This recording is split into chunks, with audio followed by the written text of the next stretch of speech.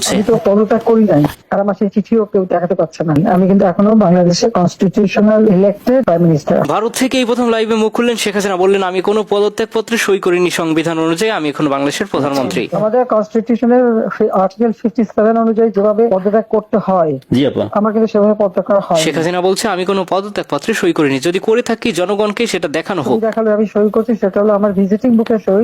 ছবিটা ভালো করে দেখলে দেখা যাবে ওটা একটা মোটা বই, জি আপা, যেখানে ভিজিটিং ওরকম কোন বই প্রাইম মিনিস্টার সই করে পদত্যাগ করে না। আর আমার সেই চিঠিও কেউ দেখাতে পারছে না, চিঠি তো গণভবনে রেখে আসছিলাম। জি আপা। এই সব কিছুর মূলে রয়েছেন রাষ্ট্রপতি। রাষ্ট্রপতি শেখ হাসিনার নির্দেশে বলেছেন স্বাক্ষর করেছে, কিন্তু আদৌ কি স্বাক্ষর করেছে জানতে চায় বাংলার জনগণ। শেখ হাসিনা পদত্যাগ করেছে, এটা কাগজটা দেখছেন? তো দাবি করছেন এখানে চুপ করে দেখাও না, বসে থাকবেন কাগজটা দেখাও, দেখি সে কথা পদত্যাগ করেছে। এখন শেখ হাসিনার এই পদত্যাগকে কেন্দ্র করে সামাজিক যোগাযোগ মাধ্যম তথা সারা বাংলাদেশের জনগণ উদ্বিগ্ন।